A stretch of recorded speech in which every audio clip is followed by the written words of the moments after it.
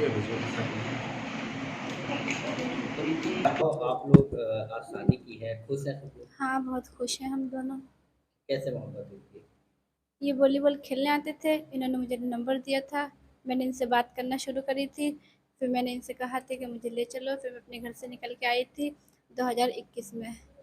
फिर मैंने अपने इनके साथ रही थी 15 दिन, फिर मेरे पापा ने तहरीर लिखवा दी थी, फिर हम दोनों पकड़ गए थे, फिर मैं अनाथालय गई थी और ये जेल गए थे। अब आप बालिग हो गई हैं? हाँ, अब मैं बालिग हो गई 9 अगस्त को, फिर मैंने आज शादी करी है, बाद 8 में आस्था है सितंबर। आपकी। जी।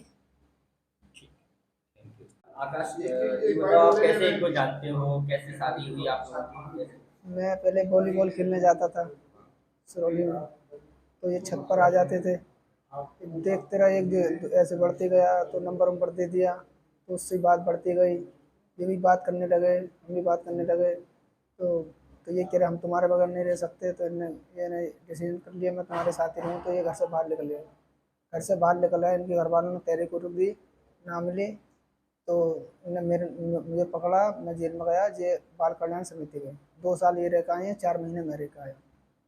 अब आज शादी कर लिया? आज शादी कर ली, बालिग हो गई तो शादी कर ली हमने।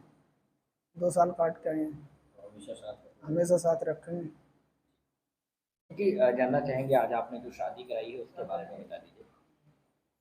ये 9 सितंबर से लड़की अनाथालय में थी, तो हम लोग अनाथालय में कुछ वस्तुएं देने जाते थे, तो कभी इच्छा होती थी अपने हाथ से भी बच्चों को दे दें, तो ऐसी तभी जानकारी हमें हुई ये लड़की जो है सिरौली की रहने वाली है, और लड़का सिरौली के पास में एक कस्बा पड़ता है टांडा, टांडा की रहने वाली है।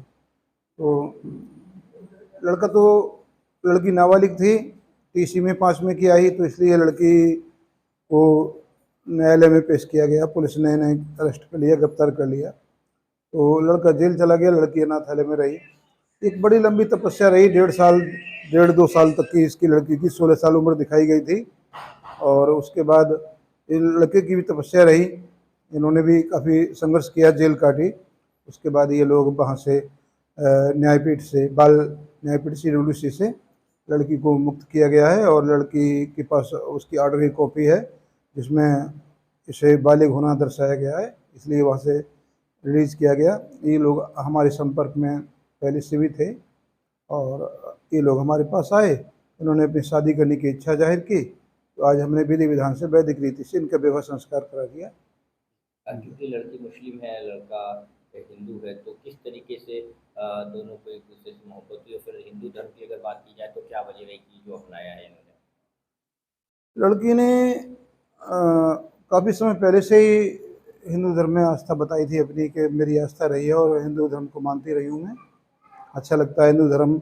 और इसका कहना था कि इस्लाम में औरतों की कोई इज्जत नहीं है, औरतों को बच्चे बनाने की एक मशीन समझ लिया जाता है, या 3 तलाक जैसी कुप्रथाएं हैं, हलाला जैसी कुप्रथाएं, आदि आदि बता काफ़ी चीज़ें भी उसने कही।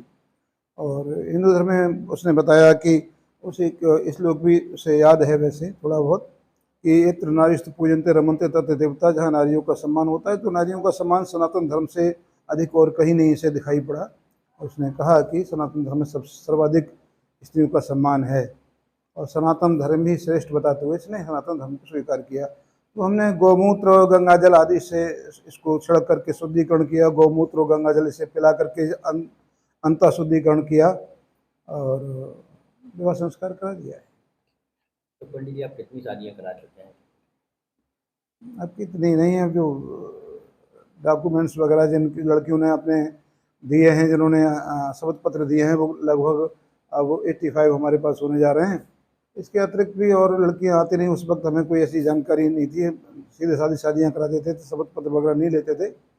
और शपथ पत्र लेकर के ही विधि विधान से, अब क्योंकि हमारा हम कुछ हिंदूवादी संगठनों से जुड़े हैं, तो उनका निर्देश है कि आप विधि परामर्श लेने के बाद ही कोई कार्यक्रम किया कराया करें, जिससे किसी प्रकार का कोई भी कानूनी पचड़े में, कानूनी पेच में आप ना फंसें, बस इसलिए सारा विधिक। आप इसे क्या कहेंगे, घर वापसी कहेंगे, क्या कहेंगे, किस तरीके से? निश्चित रूप से घर वापसी तो है ही, भारत में मुसलमान कहाँ से आ गए? भारत में कोई मुसलमान नहीं था। जितना भी बने हैं वो या तो देख करके या सुन करके या जबरदस्ती या तलवार के जोर पर। तो जो तलवार से बने हैं या कोई सुन करके बना है तो वापस लौट के आते हैं, तो घर वापसी है उनकी। ये आई अपने घर में वापस आ गई है, इसका स्वागत है सनातन धर्म में। अभी तक फिर आपने 85 शादियाँ कराई हैं, सभी लोग खुशी से है, किसी को जी, सभी से बात होती रहती है। अगर कोई समस्या आती है तो कोई भी कभी किसी में झगड़ा भी हो जाता है जोड़े में, तो झगड़े का समाधान भी करते हैं। कभी किसी को आवश्यकता होती है किसी वस्तु की या कभी धन आदि की, तो वो भी व्यवस्थाएं संगठन देखते हैं। तो थोड़ा सा लेकिन पंडित जी, आप जिस तरीके से ये काम कर रहे हैं तो आपको धमकी भी मिलती होगी, क्योंकि कहीं ना कहीं खतरा भी जान का बना रहता है। देखिए, धमकियां तो मिली हैं, जैसे मोहम्मद जैसे धमकियां मिली। और बरेली का एक बड़ा विश्व प्रसिद्ध इदारा है, उसके गद्दी नशीन हैं, वो पूरी चेष्टा में लगे हैं हमें जान माल की हानि पहुंचाने की। और जितना भी प्रयास कर सकते हैं किसी भी प्रकार से इन प्रकार, यहाँ तक कि एक लड़का हमारा थोड़ा कम दिमाग है, उसको भी बरगला के वो जो चाहते हैं उल्टा सीधा, तो उसे भी लगाए रहते हैं। जो भी करें वो करें, बाकी ईश्वर की इच्छा के बिना तो पत्ता भी नहीं हिलता।